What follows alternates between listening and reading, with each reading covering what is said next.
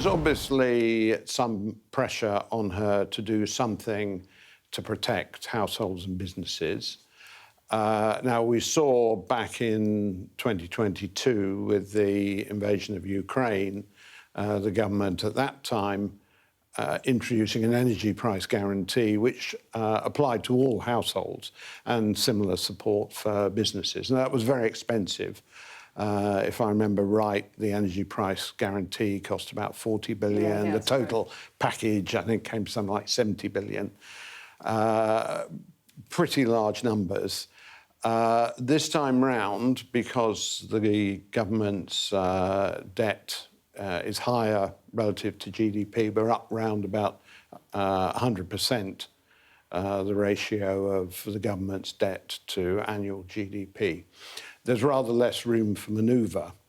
So I would be very surprised if the Chancellor went for some sort of universal support. The mantra is very much targeted and temporary, and she has basically made statements saying that's the sort of thing that she's thinking of. So it would be a limited support for poorer households and maybe targeted support for particular energy-intensive businesses. And that would still potentially cost quite a lot. Oh, it could still cost quite a lot of money, and there's a lot of latitude for deciding exactly what support measures might be introduced. Arguably, she doesn't really have to tie that down yet.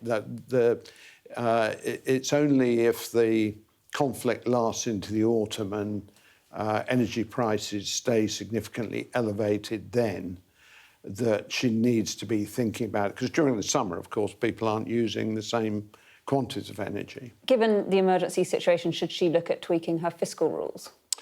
Well, she might be tempted to do that. To be honest, I don't think that is a sensible way forward. It's actually more sensible for her to say, well, you know, I'm going to temporarily go the wrong side of them because of the external events. But at the end of the day, the people who provide discipline on the government, it's not the OBR and the fiscal rules, it's the markets. And if market participants start worrying about the government's fiscal rectitude and think it's becoming more profligate, then the Chancellor will find that she's paying the penalty and that the government has to pay much more for its borrowing. Now, we've already seen the interest rates on UK government debt rise substantially since the start of the conflict, so up about 50 basis points.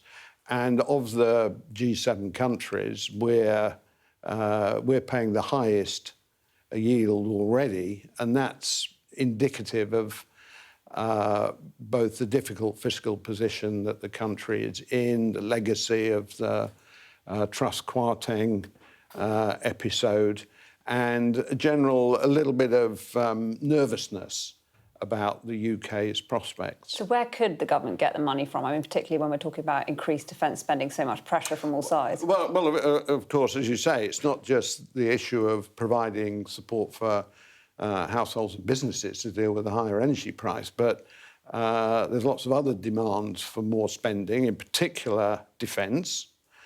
And I think the government has woken up to the need to boost that. And there's the existing demands in health and other areas.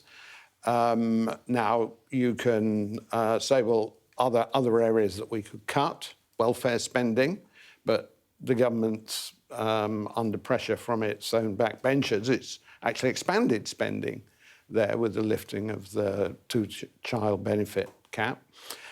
Raising taxes is the other way to go. Now, she's already had a couple of budgets with substantial increases in taxes. I don't think she really wants to go back in the autumn with yet another, but she may well be pushed into some sort of revenue enhancement measures.